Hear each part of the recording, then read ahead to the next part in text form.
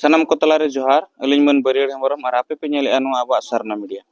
Teheny abo Sarna Media pahta sen khon bon hej setter kana jahan do noy lahat he bon badai agu kat gya je bisui bulok khorambeda panchayat re mena akat kesor gadia Saraspada ar bangma arho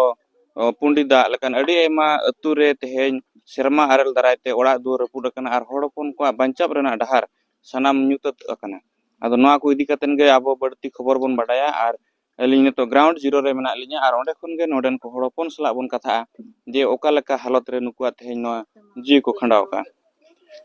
maseo che leka henak pe adabon Indo Saraspada turini ha antu tola reni ale hoy da hej kate aral hej kate joto oᱲᱟᱜ duare raput chaba get talia joto raput chaba get talia atu disom re joma nyuak joto tale lohot chabaena ठीक समय रे जमा ᱧᱩ ᱦᱚᱸ ᱵᱟᱞᱮ ᱧᱟᱢ ᱫᱟᱲᱮᱭᱟᱫᱟ ᱥᱮ ठीक समय रे ᱱᱚᱠᱟ ᱮᱱᱛᱮ ᱫᱤᱠᱩ ᱠᱚᱦᱚᱸ ᱨᱟᱱ ᱢᱩᱨᱜᱟᱹᱱ ᱦᱚᱨ ᱵᱟᱝᱛᱮ ᱟᱞᱮᱭᱟᱜ ᱢᱟᱱᱮ ᱪᱟᱞᱟᱣ ᱨᱮᱱᱟᱜ ᱫᱟᱲᱮ ᱦᱚᱸ ᱵᱟᱭ ᱛᱟᱦᱮᱸ ᱠᱟᱱᱟ ado noy noka nuku ran murgan renang ho jaha ବ୍ୟବস্থা banua akwa men ar teheny jaha node hoy da te jaha oড়ᱟᱜ duar rapud ena jete bere arele nyur unso to huding gider ko che leka pe dohlat kwa unjo do ale jete bere noa aral da nyurena aral da nyuru समय do okoy do ढुला latar le boloina okoy do khanji tele harubena okoy do trele nyam ke tre ko tele harubena ar okoy do hata ko tele harubena ar okoy do ona duar ona huding huding ye pata latar kore tahe kate ale जीवन le dud hoa ka taleya acha iya tina letu letu unka arel ko do nyur kia ar aral do huyu'a kanin marang marang huyu'a adom do mimit kilo hong huyu'a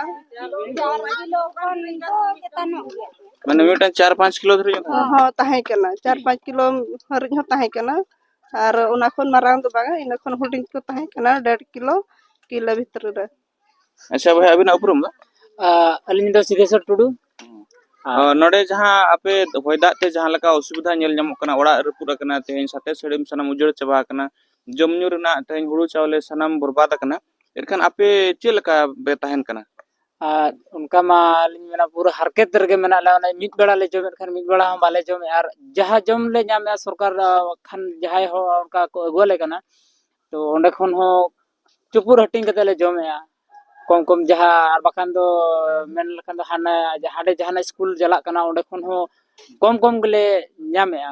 node noka kana boya jaha tina apnar the report hijuk kana noy chalawen masa army patasen kono aro teheny babo jodari no tina gan sechasebi সংগঠন আর adi aima hor hopon ko সংগঠন pata kono jom nyu node ko agu toka kana dry food hoina daka utu katen ko ema ko kana ar sarkar patasen kon panchayat stor ho daka utu ko emok kana no ko apren setter kana chong सेटरो kana किंतु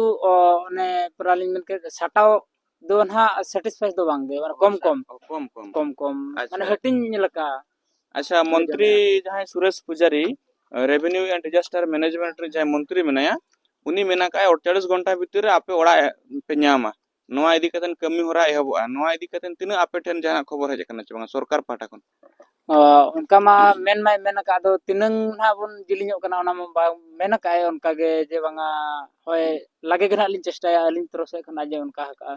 तो आपे ठेन नोआ ओड़ा बनाव इदी कतन जना खबर hedge ना चबा नित हबिते खबर अरे हजुआ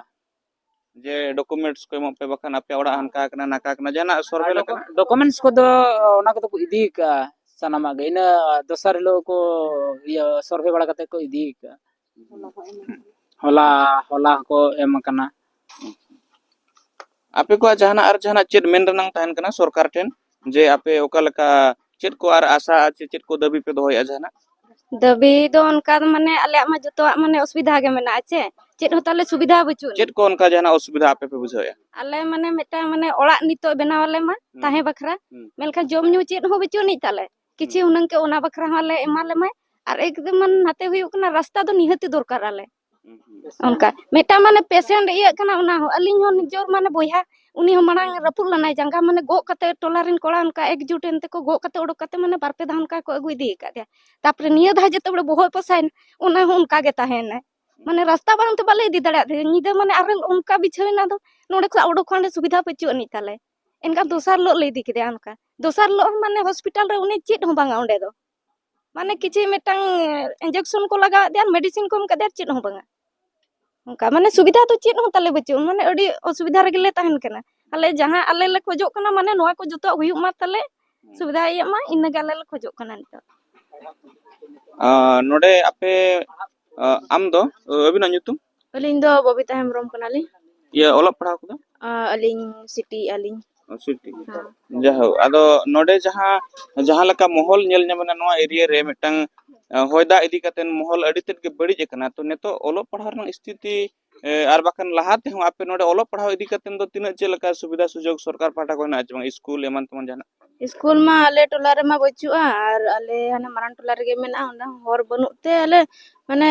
ᱡᱟᱦᱟᱸ ᱛᱤᱱᱟᱹᱜ ᱞᱚᱥᱚᱫ ᱫᱤᱱ ko ᱟᱨ ᱡᱟᱦᱟᱱ ᱮᱴᱟᱜ ᱫᱤᱱ ᱠᱚᱦᱚᱸ ᱚᱱᱠᱟ ᱜᱮᱞᱮ ᱪᱟᱞᱟᱜ ᱠᱟᱱᱟ ᱚᱱᱠᱟ ᱛᱮᱜᱮ 5 क्लास ᱫᱷᱟᱹᱵᱤᱡ ᱱᱚᱰᱮ ᱞᱮ ᱠᱚᱢᱯᱞᱤᱴ ᱠᱮᱫᱛᱮ ᱵᱟᱦᱨᱮ ᱞᱮ ᱪᱟᱞᱟᱣ ᱮᱱᱛᱮ ᱱᱤᱛᱚᱜ ᱩᱱᱟᱹᱜ ᱢᱟᱨᱟᱝ ᱢᱟᱱᱮ ᱩᱱᱟᱹᱜ ᱜᱟᱱ ᱞᱮ ᱯᱟᱲᱦᱟᱣ ᱟᱠᱟᱱᱟ ठीक है नोडे जहां आप चित्र पे नेल तिउ दड़िया कान गया नोआ दो जहां अब बिसुई ब्लॉक भितर रे जहां सरासपादा अतु मेना जहां दो चलावेन होयदा ते जहां नोडे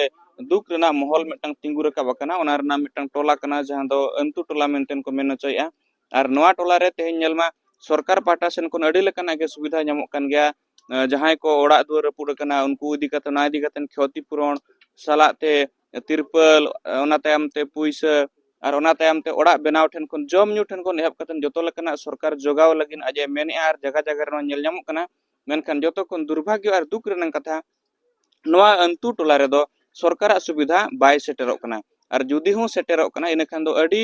साब सुमुंग अडी कम ओकोय पड़ावेना और ओकोय बांग पड़ावेना और बाखान दो मिमिटंग नोंका तको दिन बितुब कना नुकु आमेन रेंगेज तेहो जीव खंडाव हुया को कना और जतो कोन मारंग कथा दो हुयुक कना नुकु तेहेन आक्वा टोला खोन मेन रोड ओडको लगिनते उचित हर डहार बनुआ जहां दरायते रुआ हसु और बांगमा दा जपुर रे स्कूल गिदरा को हिजु सेना हो अडी एटकेटोने सामना हुया को कना मेनखान तेहेन आबो नोआ नुकुआ दाबी जे सरकार नोआ इदी कतन उचित कार्यानुष्ठान बांगमा एक्शन इदीमा और जहां दरायते नोडेन को हड़ हपन को आको मिटंग उपकरो रेनांग मिटंग हर डहार को हेज कतन सरकार सुविधा इदी कतन सुख और सवारते जीव खंडाव रेनांग कुकमु सरकार ठेन को दोहो का